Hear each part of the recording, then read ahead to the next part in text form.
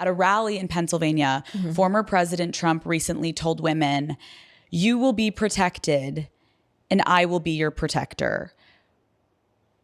What do you make of that?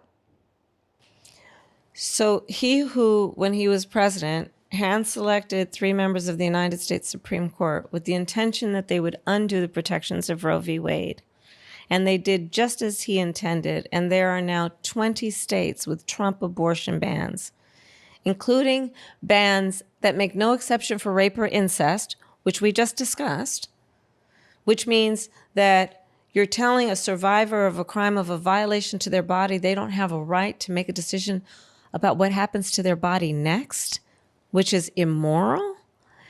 So this is the same guy that is now saying that. This is the same guy who said that women should be punished for having abortions. This is the same guy who uses the kind of language he does to describe women. So, yeah, there you go.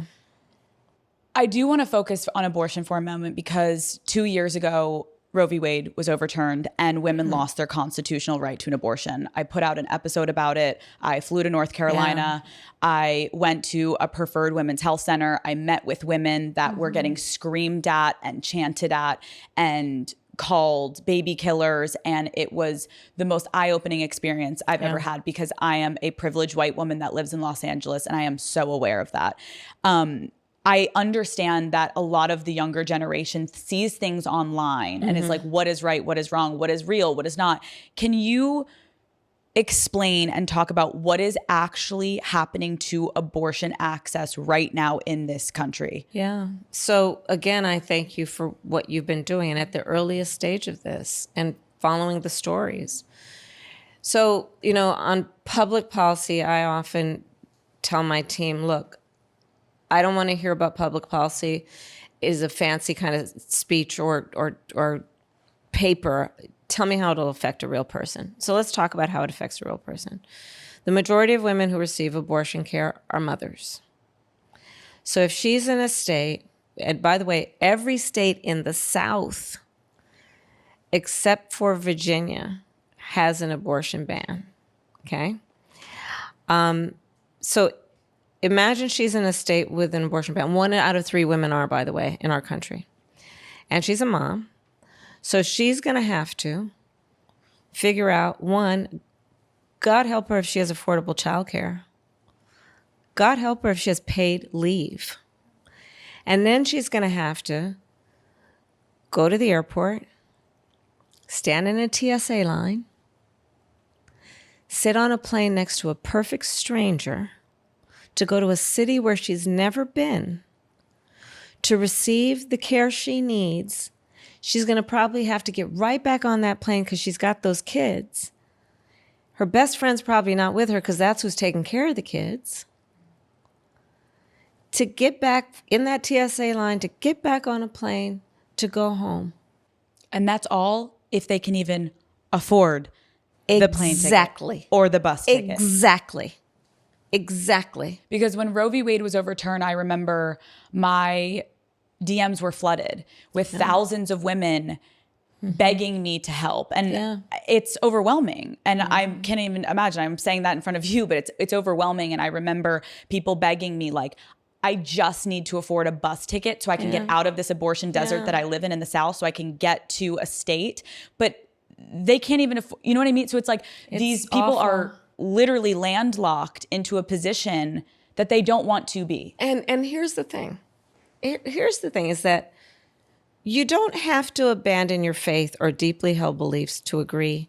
The government shouldn't be telling her what to do.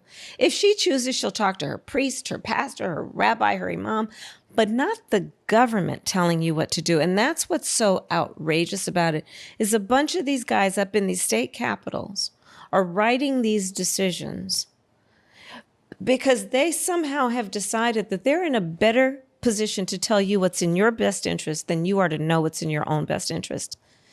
It's outrageous. It's outrageous. I mean, daddy gang, to put it in our TikTok terms, I have seen girls on the street walk up to men and be like, do you know where a tampon goes? Do you know how many tampons we use? Do you even know how, like, do you know what a X or Y or Z is of a part of our, and they don't know the answer. I was the first vice president or president to ever in office go to a reproductive health care clinic, ever. Really? Yes. Yes. Yes. I didn't know that, but I guess that makes sense. To your point. And yet the men are making the decisions about our bodies. And here's the other thing about this point, it's about IVF treatments and access. It's about access to contraception, which is very much at risk with these folks. It is about, back to the point about reproductive health clinics. You know what those clinics also do? They do PAPs. They do breast cancer screenings. They do HIV testing. And they're having to close in many places with these bans. So think about the fact that for anyone who has gone to one of these clinics, you understand that it is sometimes the most trusted place where people receive that kind of health care, because they walk into those places that are generally staffed by people who create a safe place for people to come in without judgment. So anyone seeking any kind of reproductive health care and wanting to go to a place where they feel safe and without judgment, these clinics have often been the place that people can go. And many of them are having to close because of these laws. I was raised Catholic, and abortion is a sin. And when I put out that episode, I had a lot of women reach out to me saying, like, wow, I live in the South and I never thought about it that way. Like, maybe I am pro-choice because I won't get an abortion because of my religion, but why should we control what someone else wants to do? And you know what's interesting, Alex, to your point, what I'm finding as I travel? People who 2 years ago, before Roe v. Wade was overturned, people who felt very strong about that they are anti-abortion, are now seeing what's happening and saying, I didn't intend for all this to happen. And I think that's also why in state after state, so-called red states and so-called blue states, when this issue has been on the ballot, the American people are voting for freedom. Because ultimately it's about, look, this is not about imposing my thoughts on you in terms of what you do with your life or your body. It's actually quite the opposite. It's saying the government shouldn't be telling people what to do. Hi, Daddy Gang. Thank you so much for watching this video. Keep in mind, that was just a little clip from the episode. If you want to watch the entire full video episode, it is linked below. It's the first thing in the description. Go watch it. It's a great episode. Love you all. I will see you next Wednesday.